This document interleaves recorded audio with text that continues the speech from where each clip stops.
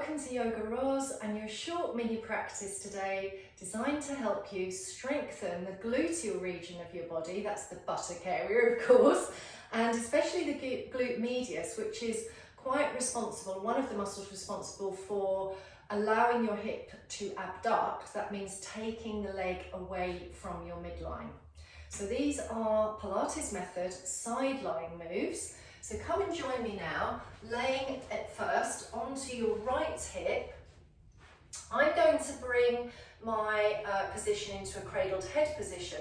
But as you lay on that right hip, the first important thing to do is vertically stack your hips and bring your heels in line approximately with the sit bone. So you've got this kind of V shape of the legs, the thighs and the knees are resting together. You can reach out through your top arm and lay your head onto the top arm or use a cushion. But as I say, for the purposes of this short practice, I'm going to cradle the head and notice as well the long neutral spinal alignment, the pelvic stability, the shoulder stability, and if you can, just sense throughout the practice an abdominal connection. So you're using a controlling movement and you're allowing the leg to move independently from your pelvis. So the first practice is known as a Pilates oyster.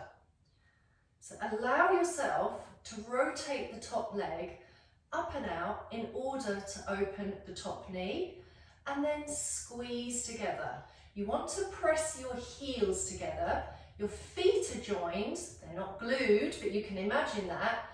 And you don't want to open too far and roll back the top hip. So it's important you keep that left top hip beautifully stacked above the right. So your range of motion doesn't have to be large. You want to draw in through those abdominals and maybe find about 10 repetitions here. You can inhale, exhale, following the flow of your breath. Or you might choose to move more dynamically. And you can even place your fingertips just in front of the navel for a little bit of extra balance. But if you keep squeezing those heels together, as you open that top knee and engage, you will find, hopefully, you've got a connection into those external rotators and those glute muscles. After 10 of your Pilates oyster, just lift the feet. So lifting the feet away from the mat, remember we're flexing out, pushing those heels away. And a second set of 10, let the breath be lovely and smooth. Try to keep a long back neck. Oftentimes it feels very compelling to look down to the legs, but you really don't want to tuck that chin. As I said, you want to keep everything beautifully aware, aligned and stacked. Inhaling, exhaling, opening with resistance, squeezing down with a similar sense of resistance, creating power and strength in not just those glutes, but the muscles of the legs as well.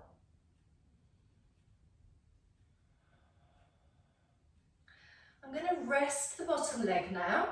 Just create a little bit of a shift in the alignment. Check that that top hip is well aligned again and stacked vertically on top of the bottom hip. And then fold the knee in towards the chest and then reach the leg away. And bend and push the leg away as if you're really pressing something powerfully strong away from your center. Try not to rock that pelvis. Sense a band of energy around your midline and relax the facial muscles. Bending in, pushing out. That lower leg is still actively aware. So I've got a pressing through the right leg bone into the earth and a hug through that right gluteal as well. If you want to, you can take the arm overhead or even have a sense of side stretch. Remember to breathe, exhaling through mouth as necessary.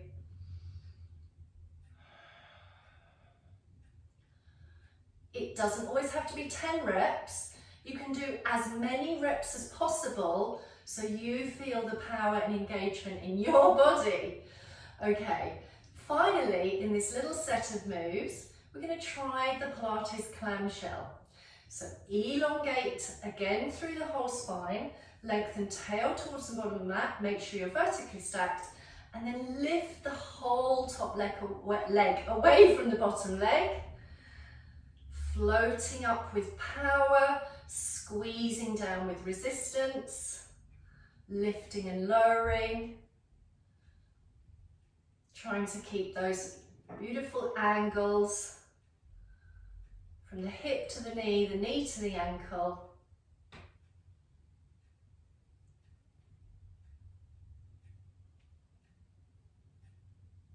Not gripping in the face, throat or the neck.